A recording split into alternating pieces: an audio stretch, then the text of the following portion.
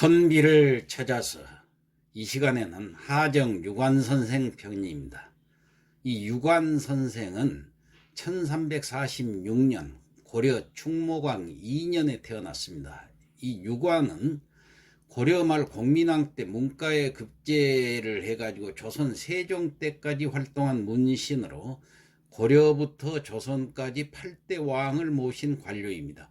본관은 문화유씨 명문가 출신으로 자는 경부, 호는 하정입니다.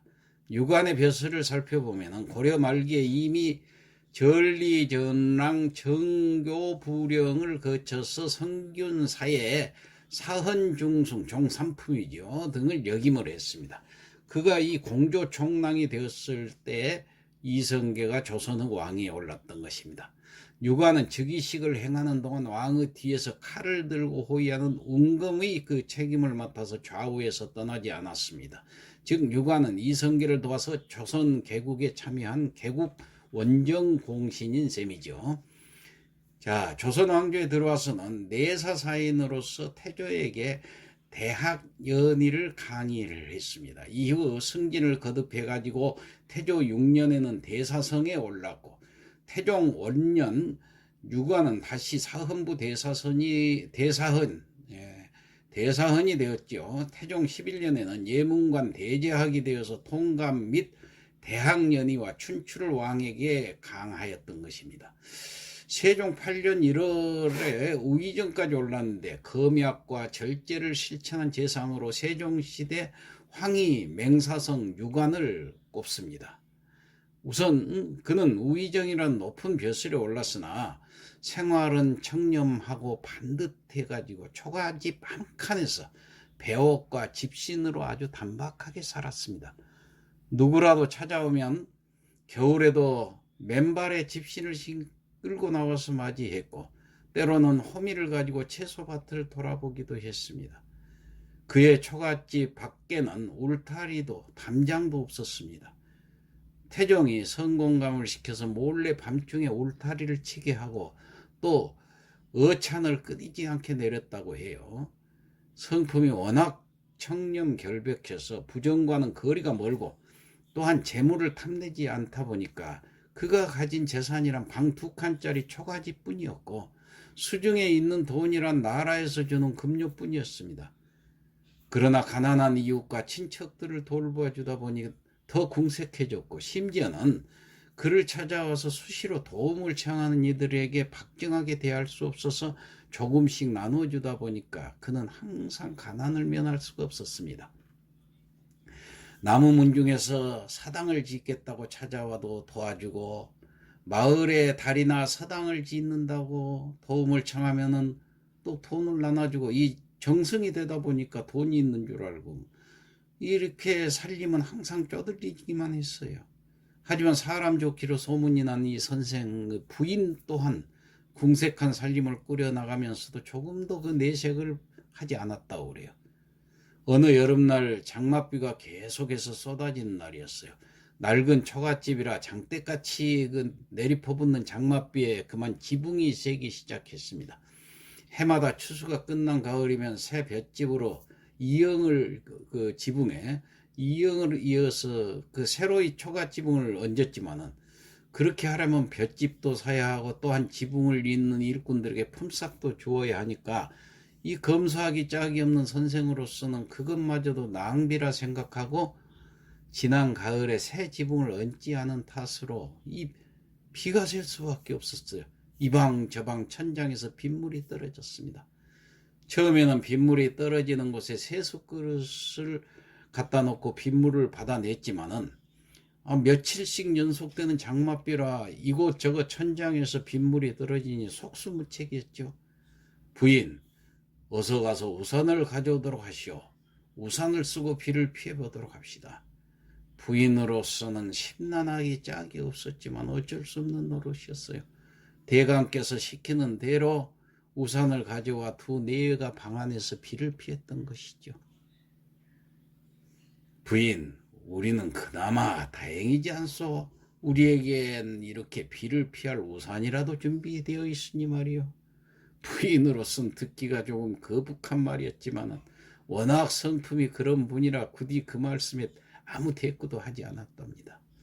하정유관 선생의 외손 6대손 되는 조선시대 그 실학파의 선구자인 지봉 이수강 선생이 이 공이 거주하던 옛 집터에 하정 선생을 기르는 정자를 지은 다음에 비유당이라는 현판을 달아가지고 공의 덕과 인품을 후세에 전하였고, 낙산 변두리인 신설동 지역을 우산각골이라고 불렀는데, 지금 현재 신설동 동대문 도서관 앞에 하정 선생을 기념한 우산각 공원이 조성되어 있습니다. 세종 15년 5월 7일에 유관이 졸하자 임금이 부음을 듣고 곧 애도를 표시하고자 했습니다. 대신들의 만류에도 불구하고 날이 저물고 비도 내리고 있었지만은 왕은 흰 옷차림으로 홍례문 밖에 나가 백관을 거느리고 같이 그의 죽음을 애도할 만큼 유관 정성을 아꼈던 것입니다. 유관은 이렇게 학문과 문장이 뛰어나면서도 성품이 매우 청렴 검소하고 청빈해서 세종대왕의 그때 청백리에 녹선되었던 분이고, 당시 황희와 맹사성 유관 세정승을 선초 삼청이라 조선 초기 세 분의 청렴 결백한 청백리다. 이래서 선초 삼청이라고 불렀어요.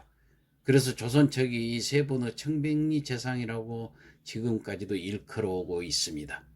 자, 그러면 그를 기리는 시조 한 수를 작시를 했는데, 자, 우리 시조를 되살린다는 자긍심을 가지고 가사를 따라서 함께 읊어보시기 바랍니다. 마음이 평안해지실 것입니다. 비가 새는 초가에서 거처한 유관 정성, 우의정 벼슬에다 온화한 인품이라 청백리 표상이여라 우산각의 주인공.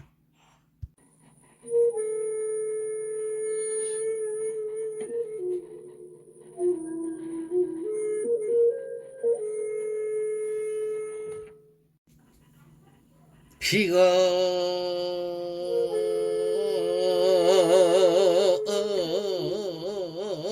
새는 초가에서